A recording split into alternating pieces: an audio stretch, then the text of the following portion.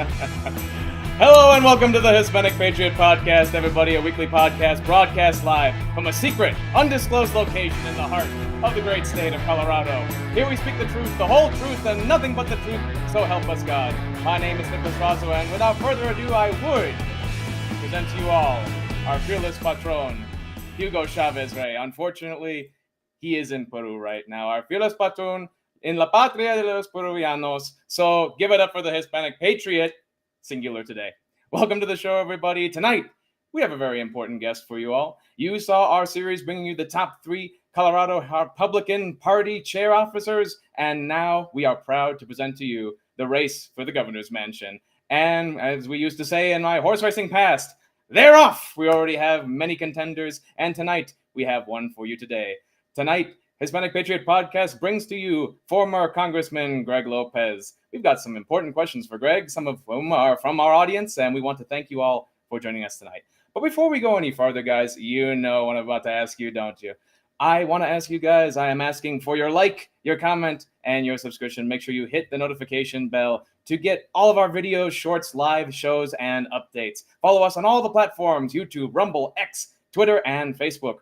All of this is only brought to you by you. Your support helps us reach bigger and better places so we can bring them all to you, our Hispanic Patriots. So, we will not make you wait anymore, guys. Tonight in studio, we have former Congressman and gubernatorial hopeful, Mr. Greg Lopez.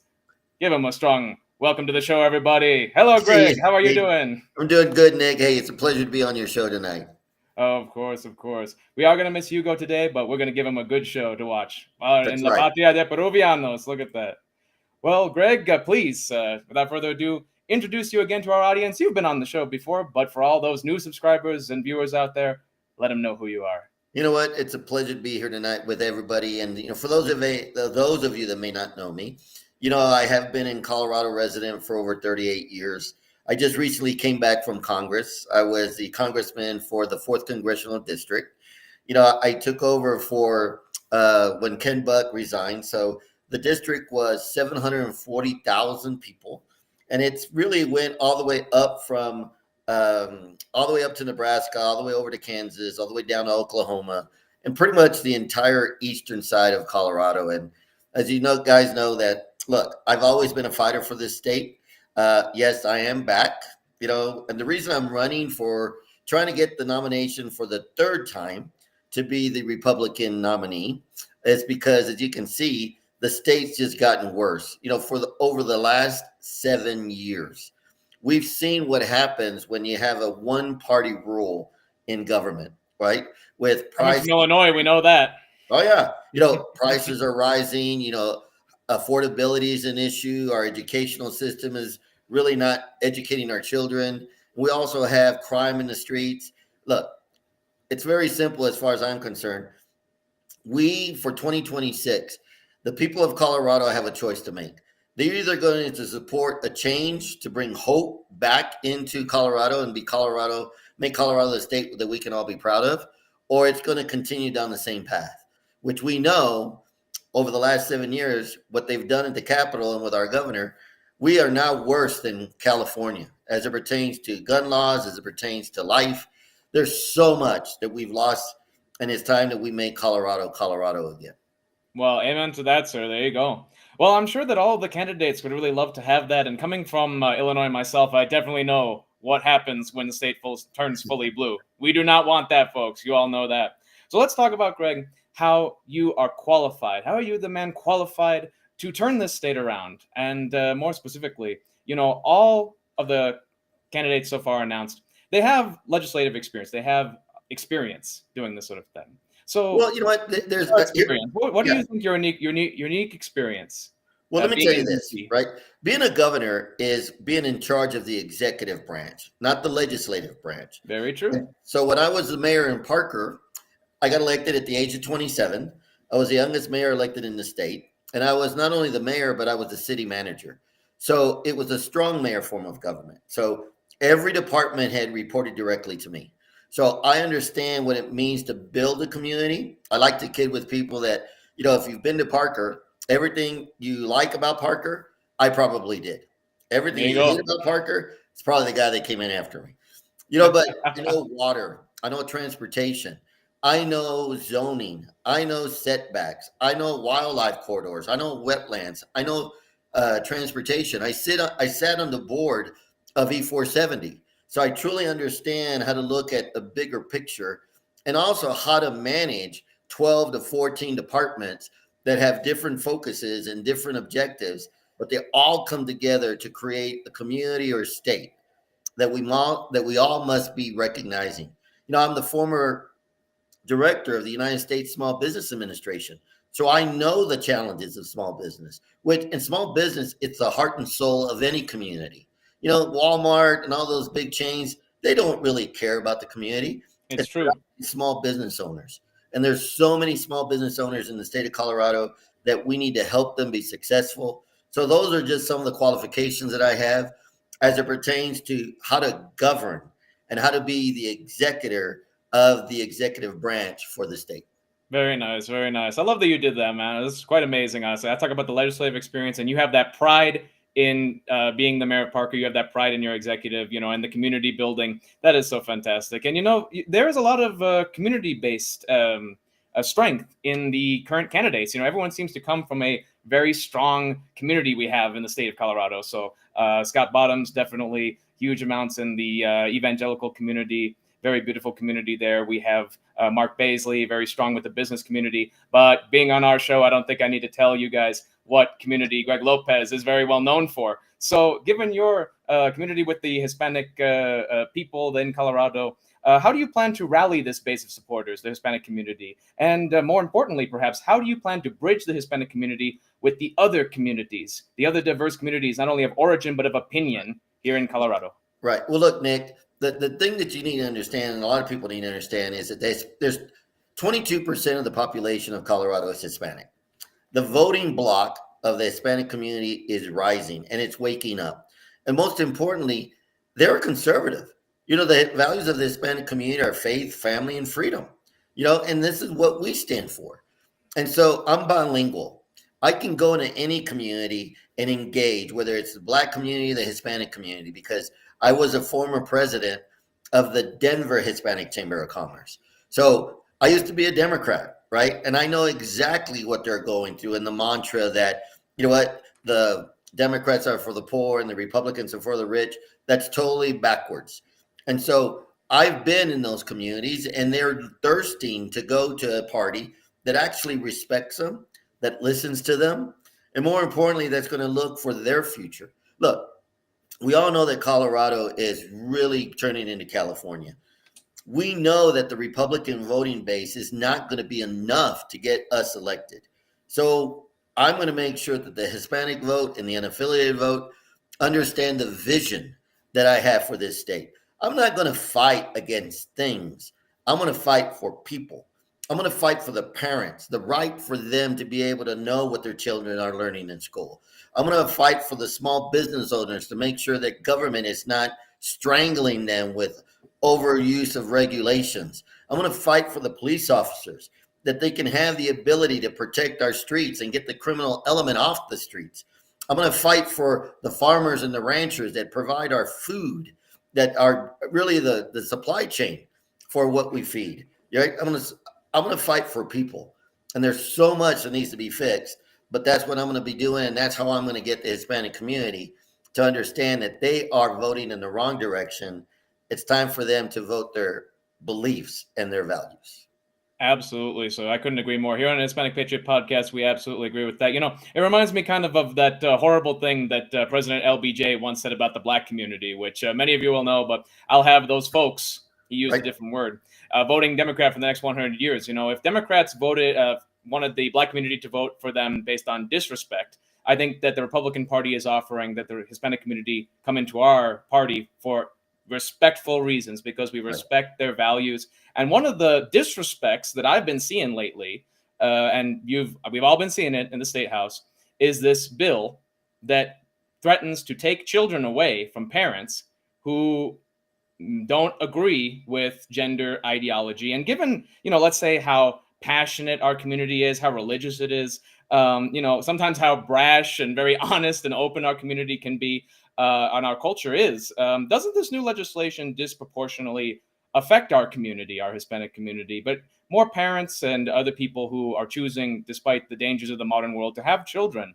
They're being punished, it would seem, by the system. So, given our traditional Hispanic culture of family and truth, honor and respect for nature's creations, how can we mobilize not just the Hispanic community, but other communities against these anti-family pieces of legislation and actions by those in Congress and our state house? Look, the way we're going to do that, right, is first of all, we got to go into their communities. We can't expect them to come to us. We got to talk Very to true. their spiritual leaders. We got to talk to their elders and remind them the values of life and what the Lord says about that, right? What our Lord and Savior, Jesus Christ, talks about when he talks about the value of life. I don't support in any stretch of the imagination killing babies. Unfortunately, here in Colorado, it's part of the Colorado Constitution. Very This is recently, too, it should be said. That's right. And that's what the people voted. So here's what we need to do.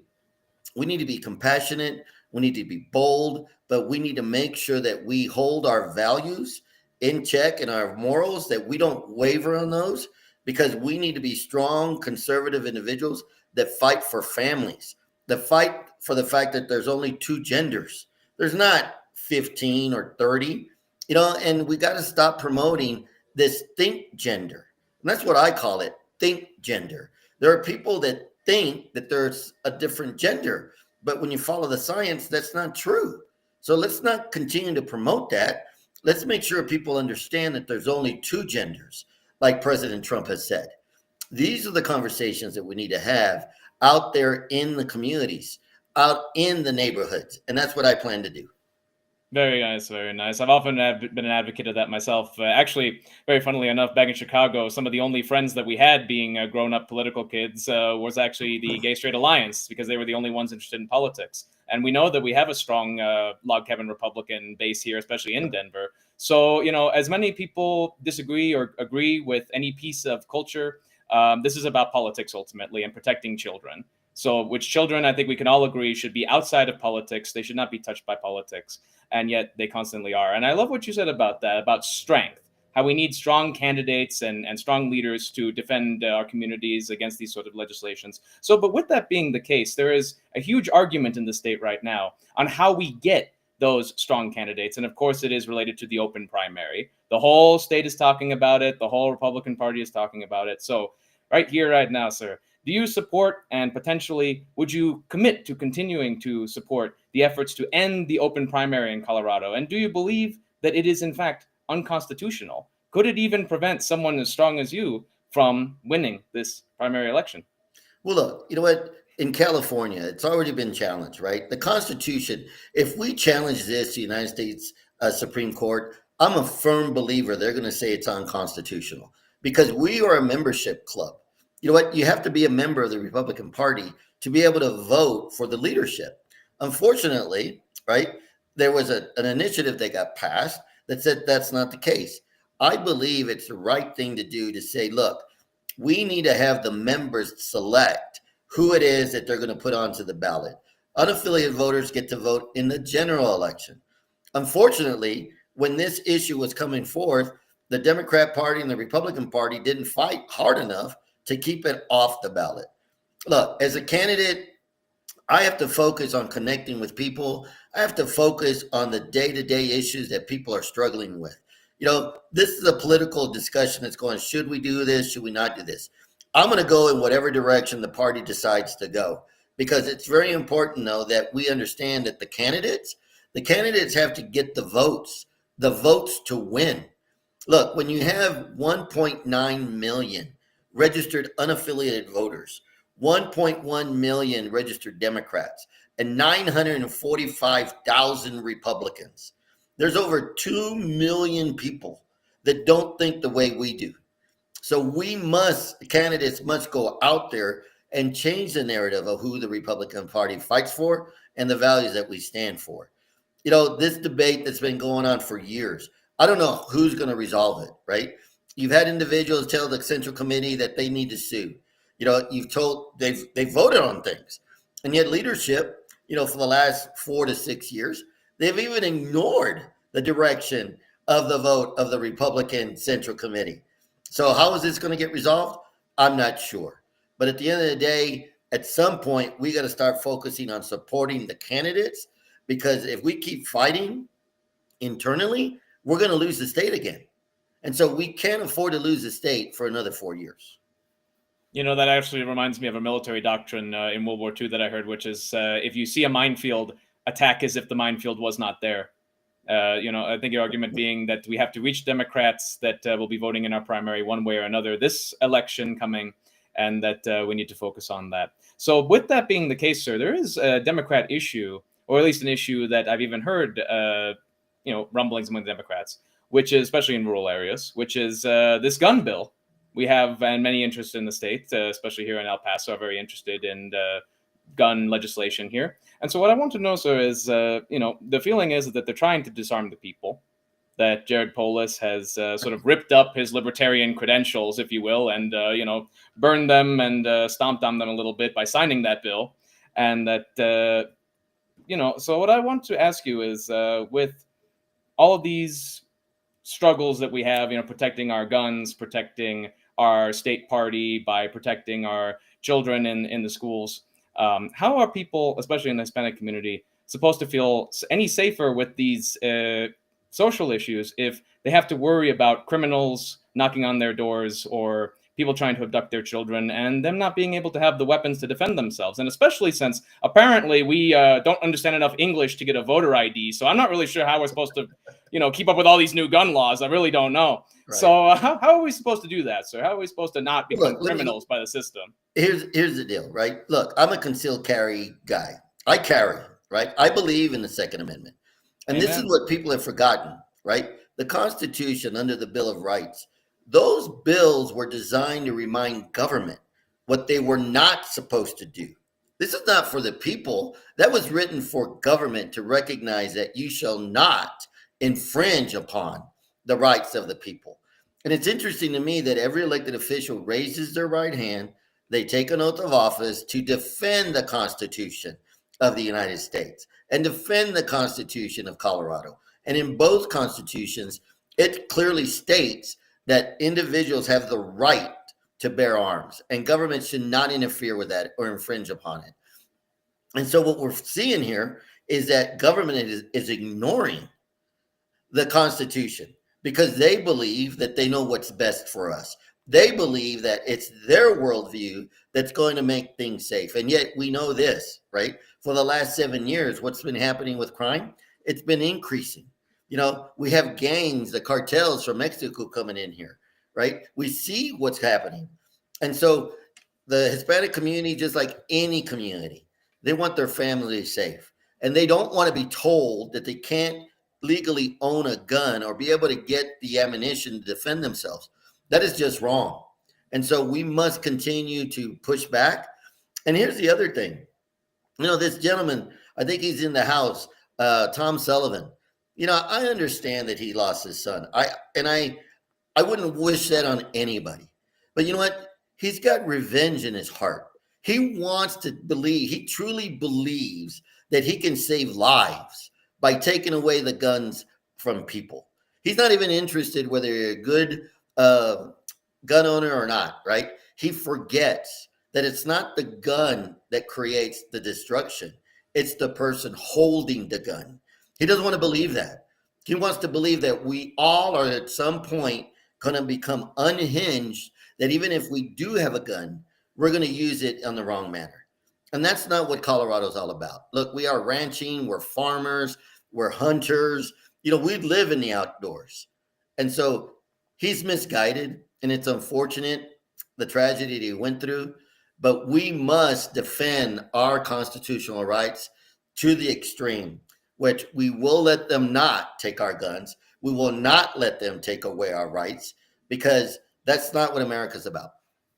No, not at all. And being from Chicago, again, I see the results of when people have guns. Funnily enough, people still have guns. It's just the worst kind of people you could imagine, not the citizens, unfortunately. Right. So that's absolutely fantastic because it's constitutionally protected.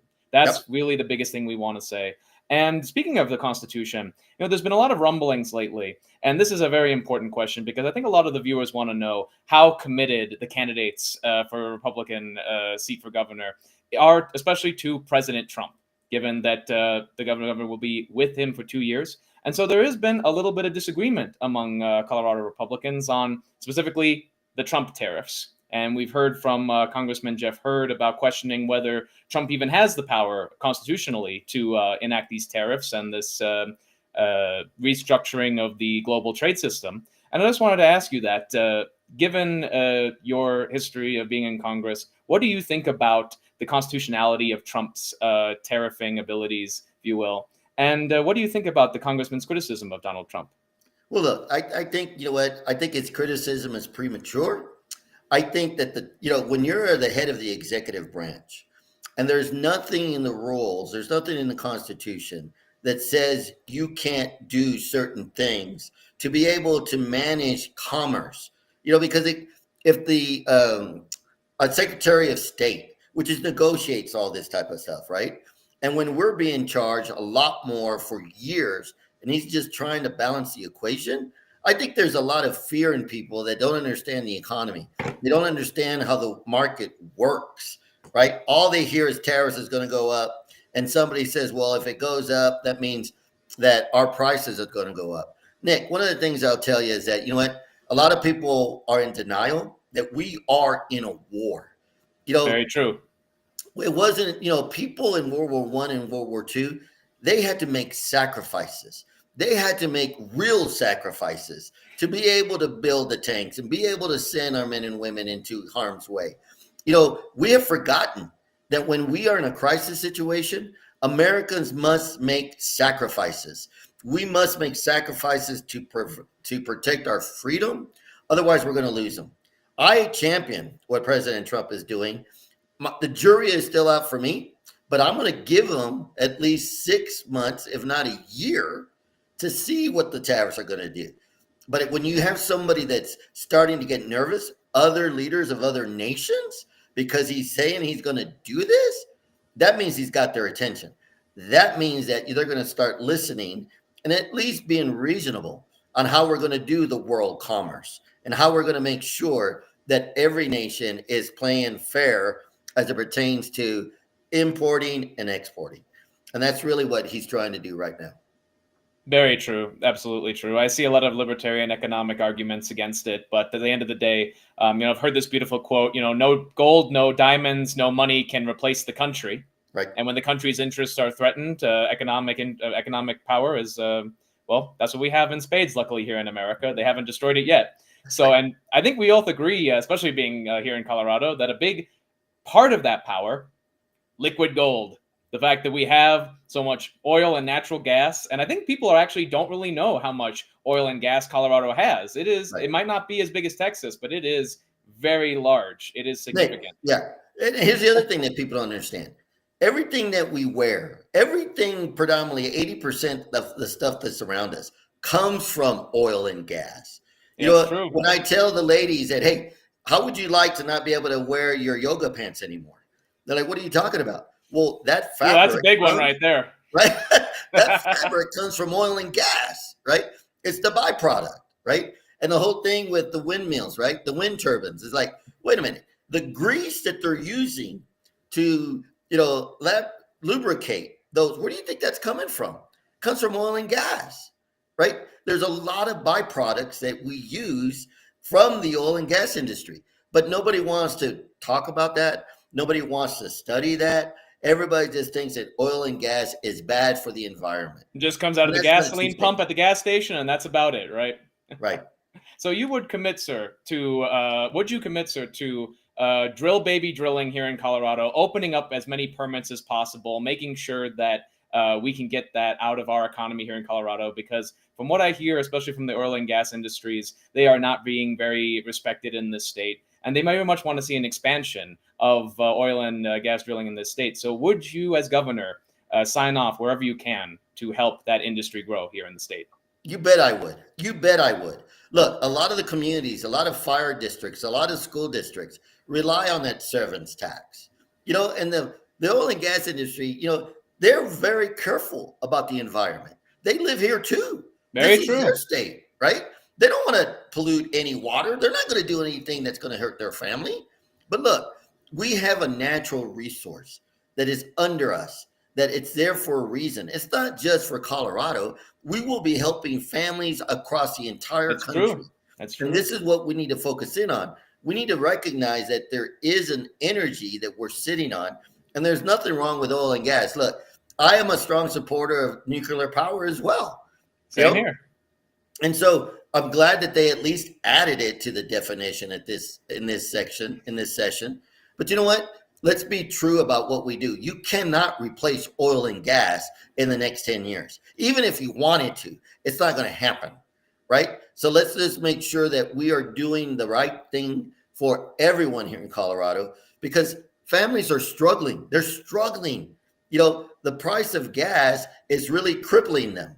So if we had more gas in the market, what do you think would happen? The price would go down. Funny right? how that works. Yeah, exactly, right? And the whole thing, I'm going to find out. Remember those 2 cents that they started to tax us on?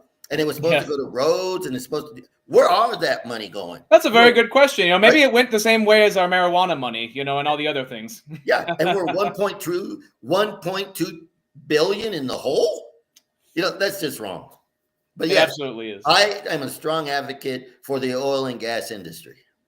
Glad to hear it, sir. Glad to hear it. And again, coming from where many of us came from in California and elsewhere, and even Republican states like Texas, this is what everybody wants to hear because it benefits everybody. Right. And speaking of benefiting everybody, there is absolutely so much camaraderie and unity that I see in this state. I really do believe that this state is ready for a restoration of values and culture. But right now, it seems that we are facing the classic dilemma of great republics, which is a divide between the people and the power, the moneyed interests and the grassroots populists. So what I would ask you is, will your principles regarding the way to treat people, the way to deal with both populist and moneyed interests by having them work together rather than see each other as enemies, what will you do to bridge the divide between these two groups, which so often are created in Republican states? Look, the one thing that we have to remember is the golden rule, right? Treat others like you would like to be treated. We may disagree. There was a day, Nick, that it was okay to disagree. I remember those days. Yeah, I remember if you disagreed, that didn't make you a monster. No, I mean, I was about this high when I remember, but I do remember. Right? So we got to bring those values back, right? We got to bring that type of mindset back. And how do you do it? You do it by leading, by example, right? To have those conversations. And the thing that these conversations will last forever. They don't go over, they're not over in a day because things are changing. We must recognize that, like Abraham Lincoln told us, and it's also in the Bible, a house divided will not stand. We all want to have a good state. We all want to be able to have good jobs, and we all want to have safe communities. So let's come together. Let's have a discussion. Let's debate it. You know what? But we must stay focused. And our brothers and sisters on the Democrat side, we have brothers and sisters on the unaffiliated side. There are brothers and sisters, right? True. We need to come together and have a conversation. Let's have conversations, not arguments. Let's have conversations about the future of Colorado is going to look like. And I'm a firm believer that we will make Colorado a state that we can all be proud of once again. Yeah, and how do we do it? By simply being it, doing it. And I think that is very underrated of a strategy these day and age, that sometimes just being the echo that you want to see in life can be very powerful. Right. But unfortunately, we will have to divide ourselves just temporarily for this primary vote. All of us have our different votes and our different interests. So there is a bit of a danger, though. How will we prevent a divide and conquer strategy from being used against our party, with so many candidates running for governor, you yourself included? How will we prevent that from happening to our party? Well, first of all, you need to understand that, look, everyone's trying to we're all looking, quote unquote, for a job, right? Because elected officials, millennials especially, right? No, but look, we're working for the people, right? We are interviewing. Think about this for a minute. We are interviewing with 3.2 million voters to get a position that only pays like $112,000. Thank God for that. Again, Illinois politicians making six-figure salaries, California politicians making six-figure salaries. I think I might see one of the problems here. Right. So, at the end of the day, what's really important is that the party needs to understand we cannot focus on who can win the primary. We must focus on who can win the general, because the way you win is you got to get more votes than the other candidate. Right. And so for the last 20 years, you know how long it's been, Nick, since we had a Republican governor here in Colorado? Ooh, how long, sir? Years.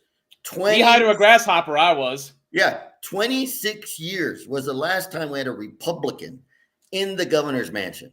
Now, the governor appoints all the judges. The governor appoints all the heads of state, right? It feels like it. Yeah. And so, it's time. And I think the people of Colorado, they're ready for a change. The people are ready, and they just want a vision. Now, the Republican Party, we got great candidates, right? But here's what I encourage people to ask. Who's qualified?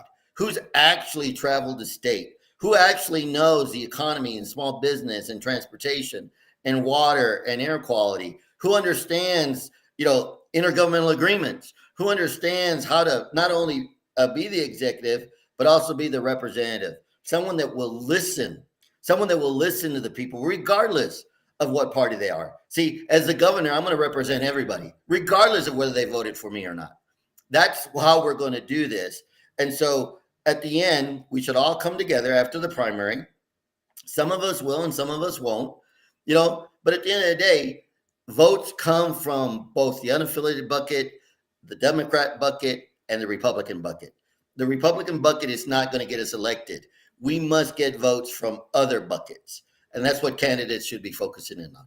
Well, then just make sure we don't kick those buckets and before here in 2026, and we'll all be okay. There you go. That's right. Well, then in which case, sir, that is very true. And it is also very true that the Democrats also are facing this process as well. We don't know who exactly they're going to put up. We have a very strong idea. Right. But, we're never quite sure who they're going to run.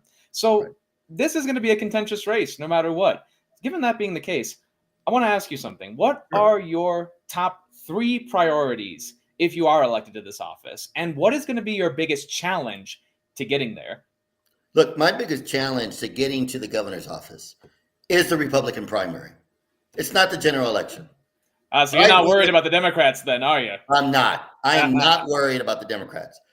I win the nomination for the Republican Party, and I will be the next governor of Colorado. How do I know that? It's because the Hispanic community and Democrats have told me, you know what, Greg, if your party gives you the nomination, we're going to make you the next governor, because we don't even like our candidates. We don't even like the people that are running forward, right? But you guys aren't giving us a real choice. It's either someone that's rich and an attorney on our side or someone that's rich and an attorney on your side. We really aren't getting much choices. And so this is what's going to happen, and so I'm not worried about the Democrats. Here's the issues. Affordable, people talk about affordable housing. I'm going to try not to use that term because I don't think anybody knows what the term affordable means. I want to see starter homes for people. These are 1,200 square feet homes. They're not 19 and 2,100 square feet. These are little homes, ranch style, with a full basement, right? That has 2 bedrooms, a kitchen, 1 bath, and a living room, and a nice little yard, right? So that the young generation can start living the American dream, and they can afford these starter homes. That's how my generation started. You start with a small home, and as your salary increases, as you have savings, as the market shifts, you go to the next level because you have children. But we're taking that dream away from the younger generation. So we got to bring it back. Inflation. There's a lot that we can do as a state to beat inflation. Think about us buying Colorado. Everything that we buy Colorado. We don't need anybody else, right? And so these are the types of things that make things different. Education. Look, it's time to teach our children how to read and write. Not all this other nonsense that's coming into the classroom. Not the 20 genders that you mentioned. No, right? We need to make sure that they understand that, we got to give them the skills and the tools for them to feel proud about who they are and how they can contribute to society and how they can live the life and the dream that America has always promised. And I'm here to tell you, I talked to a lot of young generation, and they're like, I don't know that I'll ever be able to have that dream because of either the debt of student loan or the cost of living. You know, most people think about it. But I went to a restaurant the other day. I got a quesadilla. Okay. And we know how simple that is, right? 2 tortillas, some cheese in the middle, and a little bit of chicken. Absolutely. $16. I was about to say 15. Are you serious? Yeah. Folks, that's not a joke, by the way. The last quesadilla that I got was, $15. Yeah. And the cheese was yellow, not white. Was your cheese at least the proper color? No, it wasn't. Okay, you see, folks, you know what I mean? If anyone has any great Mexican places, put it in the comments along with what you thought of the interview. But guys, absolutely, that is what we need to be hearing, because I will tell you, sir, the youth, a lot of people who are in young communities who often trend Democrat, that hopelessness is a big reason why they stay in those communities. Yep. Whether it's Antifa, whether it's radical LGBT ideology type stuff, whatever it is, hopelessness is a huge ingredient of it. As we used to say in my mother's country in Poland, human suffering is the engine of communism. You can't have radical leftism without serious suffering. Right. And there is a lot of suffering among the youth these days, because there's confusion and a question: what is being a man? Right. So if you have any, the one question I have to the young Republicans especially is where I wanted to get across with this, because I interact with them so much, and we have amazing young Republicans here in Colorado. Thank you very much for that. So what will you do both before, while you're active in the Republican Party? What will you do for the young Republicans? But also, what will you do for the youth if you are elected governor? How will you give them back that hope in this state? Look, one of the things that we need to recognize, right, is that there is a generational gap. But my generation has a longer experience in life. And your generation understands the technology, understands what's happening, how quickly it is. By bringing those two generations together and really bringing the right values with the right technology, we can bring and restore hope, like you're talking about, to all the generations. And my generation needs to be a mentor. So I'm going to bring a lot of the younger generation onto my cabinet. I'm going to bring the younger, because we need to build that bench. We need to bring the younger generation because we need to be ready to pass the baton when it's time to pass the baton, right? And we're not doing that right now. Unfortunately not. No, but President Trump did. President Trump recognized that, hey, you know what? I need a younger vice president because he needs to see how I manage and direct so that when I'm no longer here, yes, he'll have his own style, but he also is going to have some experience of some of the tools that I showed him. That's mentoring. And that's what we need to do. And everybody in my generation and lower we should all have somewhat a protege that we're mentoring. Well, thank you, sir, because that is missing massively, the bridge. And that's why we love to be the millennial and the boomer here on the Hispanic Patriot, because that is what we believe in 100% is bridging that gap. And it really does sound like you are committed to bringing young people on just like Donald Trump did. Yep. That was a huge, as much as we love Marco Rubio here in the Hispanic community, and would have loved him to be vice president, but who knows in the future, a lot of things can happen. That's right. But in that spirit, sir, I wanted to just ask you one question about the Hispanic community, given our unique place in it, before you get going.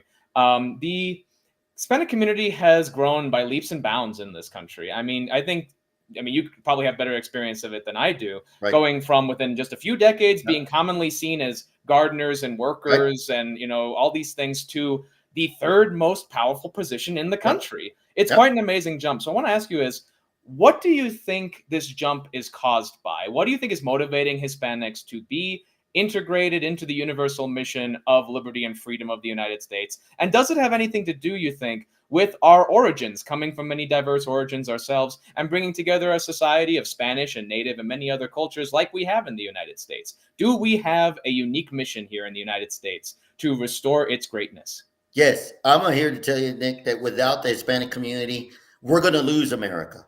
Without the Hispanic community continuing to grow and expressing their values, which is really constitutional based, judicial Christian based. They believe in the Lord. They believe in the Bible. We need to bring them. And one of the things that I would tell people, look, the Hispanic community for generations, we truly believe that all we had to do was work hard, provide for our families. As we were told. Right. And thankfully, some said, you know what, I want to do a little bit more. I want to invest in the market. I want to become a small business owner. I want to be in the rooms where decisions are being made. I want to be able to grow, not work in my business, but work on my business. So all of a sudden, my company is no longer 10 employees, it's 100 employees. And we are showing by modeling to the next generation, you know what? You can also achieve greatness above what most people have told you. Look, I can tell you that throughout my life, and I'm sure you've heard it too, and I'm hearing it even now, right? Greg, you don't have the money. You can't raise the money. Greg, you're not going to win. We're used to not having money. Right? Hey, but you know what? We work hard. We work hard. It's true. Not like we need money, right? Do we want money? Of course we do. But we if need we it for can't life. afford it, look, if we can't afford something new, we will figure out how to get it, right? And how to fix it and how to make usefulness of it. So this is where my fabric and where I come from. So when people say you can't do this, you can't do that, I've heard it my entire life. And it's like, okay, well, you know what? I'm going to prove you wrong, right? And so when people say, hey, look, this is your third time to run for governor, I tell them, actually, I have never run for governor because I've never gotten a nomination from the Republican Party to go to the show. That's a pretty good point, to be honest. Right? I haven't gone to the Super Bowl. But every time I've gone, when I was the mayor, and I was actually in the final election, I won. When I was in Congress and I was in a final election against a Democrat, I won. And so becoming the nominee, I will win, and I will be the next governor of Colorado. Now, look, Nick, it's great. I got to go. No problem. Absolutely. But it's a pleasure being with you. I will be back. You will see me more and more. And most importantly, I want to tell all the Republicans, do not lose hope. Do not lose hope. Because together we can make sure that we make Colorado a state we can all be proud of. Our finest days are in the horizon. We just got to make sure that we share that with the entire world. And we will make Colorado that shining city on a hill once again. Bueno, senor. There we go, Greg. I appreciate your time. Thank you for the interview. We will be seeing you again. Yes, we'll hold you to that, sir. Thank you so much. Good luck on the campaign trail, and take care. Everyone, that was Greg Lopez running for governor of Colorado. Let us know what you thought about him in the comments below, and make sure to share with your friends. You guys are not going to find anything like that anywhere else. This kind of intimate one-on-one with our community leaders, with the people trying to be governor, state officers, all kinds of positions, we'll be bringing it to them, to you, to everybody, until the end. Till the very end. That's why our symbol is the sugar skull with the headphones on. Not even death will be able to stop us. And so, guys, we appreciate you. We appreciate your families. We appreciate everything you do for us. And that is why we do what we do for you. And so we got a bit of an extra show for you guys. So we got some news stories, state, local, and federal, otherwise, and around the world. Let's get to it.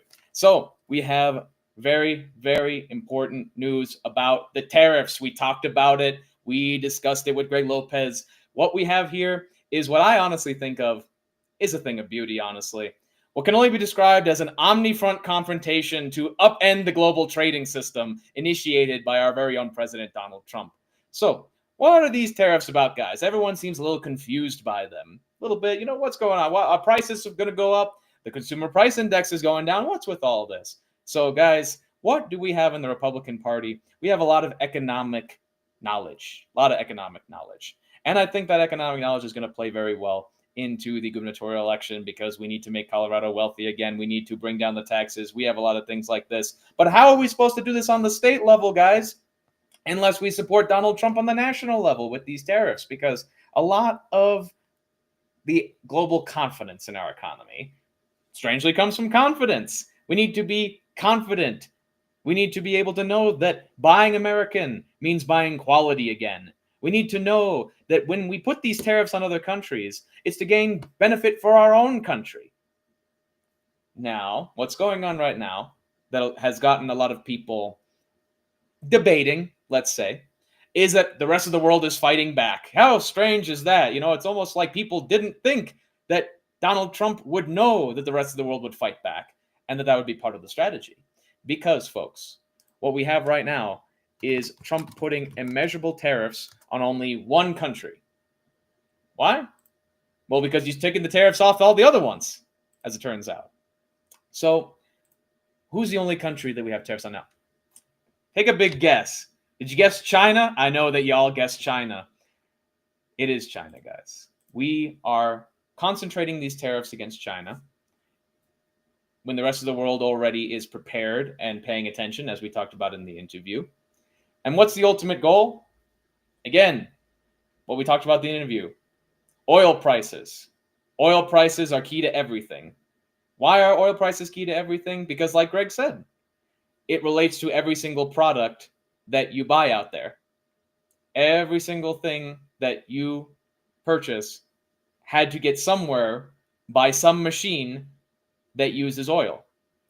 And what other machine do we know that uses oil? War machines. War machines use oil as well. So what war machines do we have to face right now? China and Russia. That is what we know we have to face. So here is the deal that we are trying to get with China here.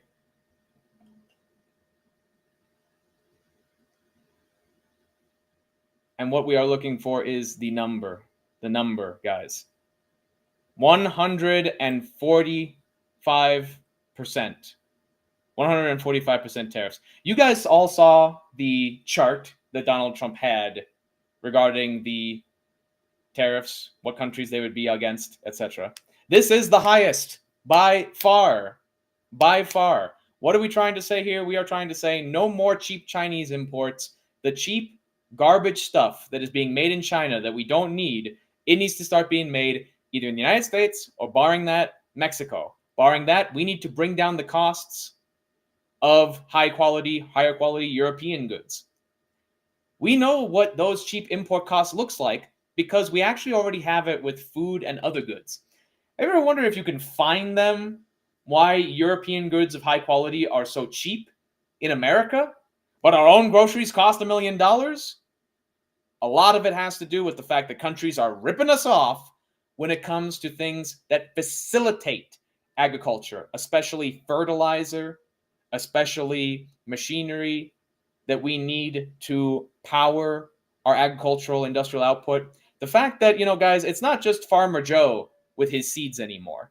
There is complex machinery, and I mean apparatuses, not just physical technology, that goes into the construction of our agriculture.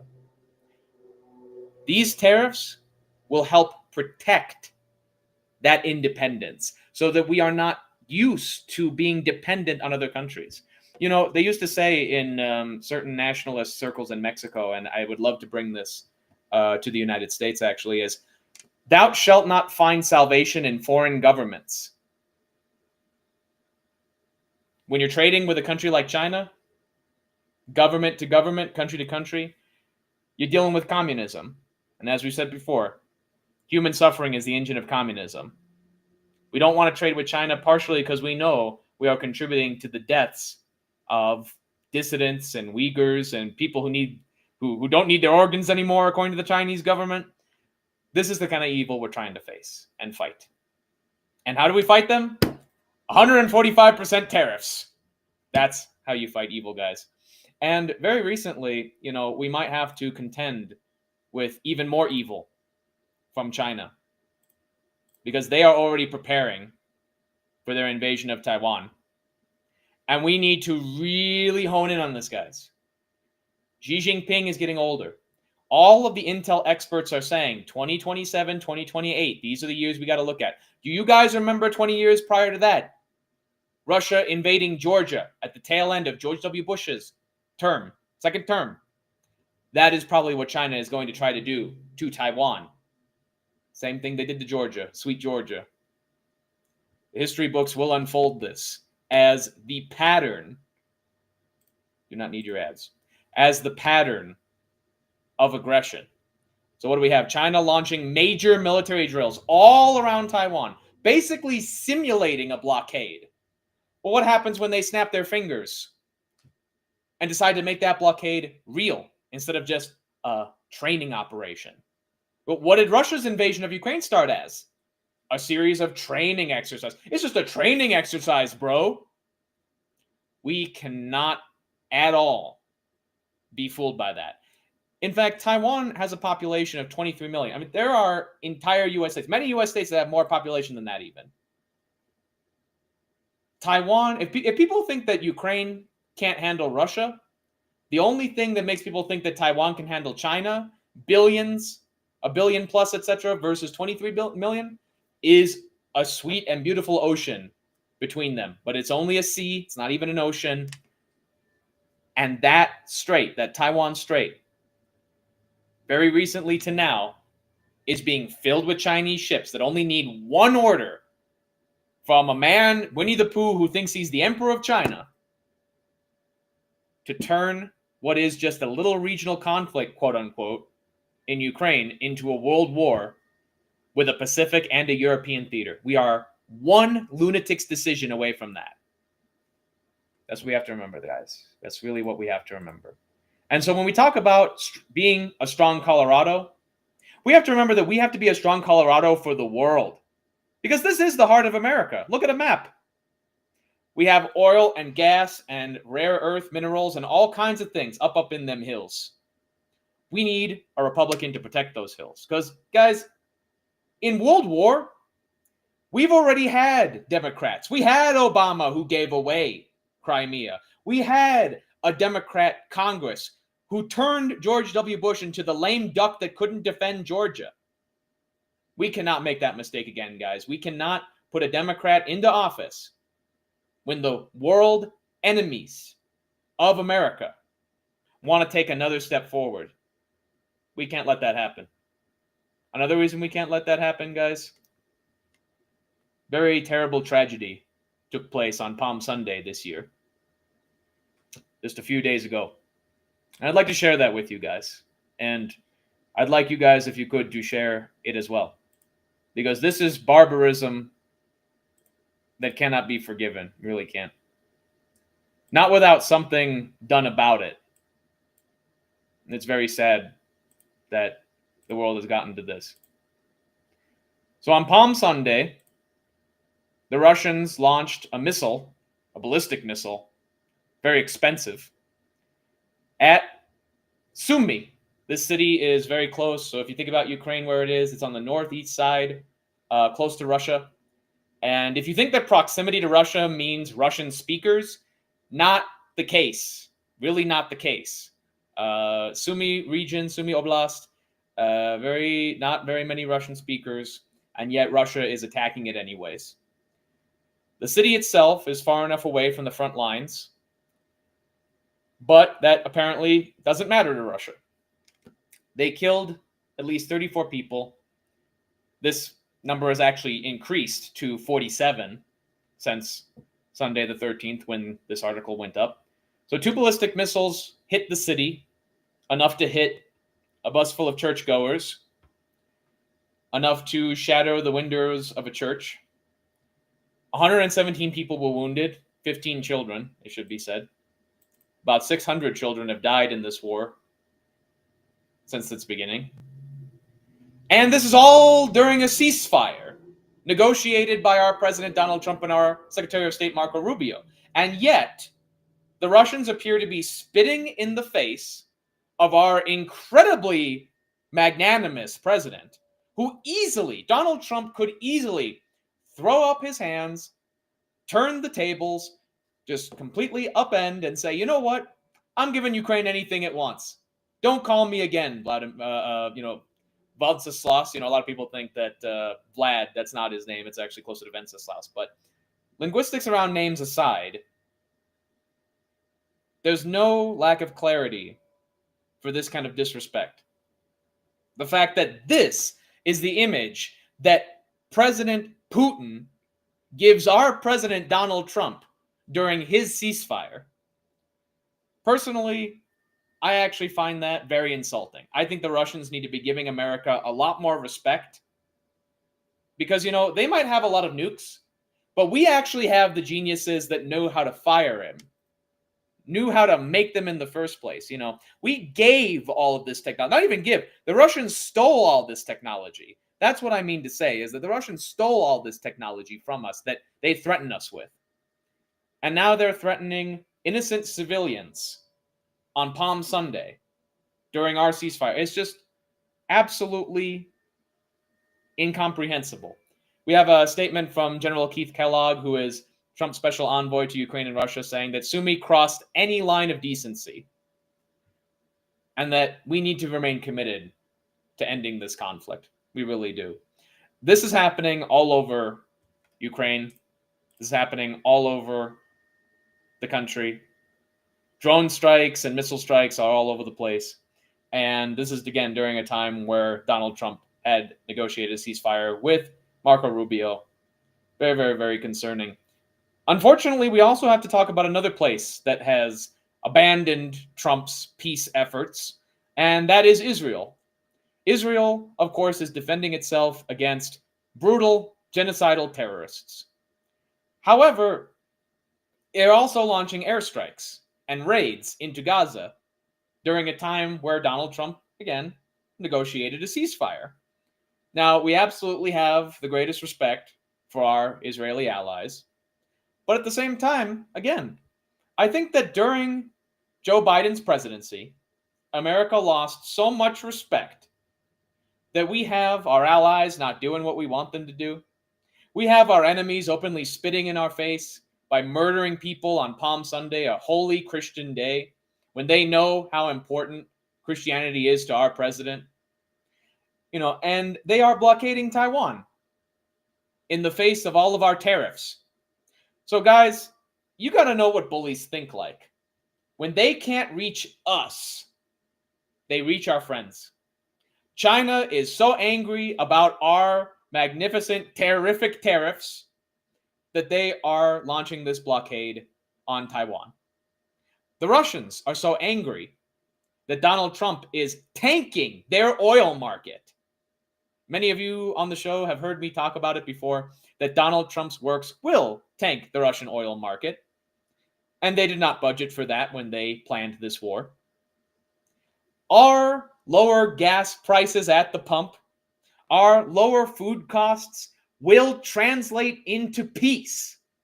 But our enemies don't want that. Isn't it interesting? No one is connecting the tariffs, the terrorist attacks from Hamas and Russia, and the military provocation from China. Isn't it just a little coincidental that all of our enemies just start to stir like hornets in a hornet's nest that's been kicked up? As soon as we do all this tariff stuff, as soon as we start to crash the oil market, as soon as we start to drill, baby, drill, as soon as we start to say, China, it's time you pay up. I don't think it's coincidence at all, my friends. Nothing in the world happens by coincidence. It really doesn't. Not by a long shot. And nothing will happen by coincidence here in Colorado as well, guys. So I want you guys to make sure to be informed. Be informed about the candidates that are running. And how can you stay informed? Well, luckily, your friends here at Hispanic Patriot Podcast make it easy for you. We will be having Mark Baisley and Scott Bottoms on the show as well, coming up very, very, very soon. And you guys will also see Hugo back very soon. I want y'all to pray for Hugo. Make sure, give him a lot of prayers and support from your heart so that he has an amazing time on vacation. He gets well rested and fit and tanned and all of the things he needs to be in order to come back to Colorado ready to fight. Ready to fight, guys, because that's what we have to be here. Ready to fight. Not with each other, although we can spar with each other just fine. Just, nothing in the face and nothing below the belt. So long as we can agree on these basic rules, honestly, guys, fight as much as you want. Get that, tribal spirit out of you. Be a man or be a strong woman, whatever you are. Just make sure that at the end of the day, you know what the difference between sparring and fighting is. Sparring is to make yourself stronger. Fighting is to win. And there is no point at all to even start a fight unless you know you're going to win. That is a message not only from Hispanic Colorado, because we know how to fight. But guys, I am hearing the music, wherever it's coming from, in this very empty apartment here. Guys, thank you for joining us today, flying solo, but really felt easy with all of you guys, because really, you are the best audience that Hispanic Patriots could ask for. Thank you very much, everybody. Share this interview with your friends and all the people looking to vote in Colorado's big election coming up. And be on the lookout for our next series on the top gubernatorial candidates. Keep it real here on Hispanic Patriot Podcast. Almost choked there at the end. Look at that. It is time to go, guys. Take care. God bless America. God bless Colorado. And we will see you on the next one. Take care.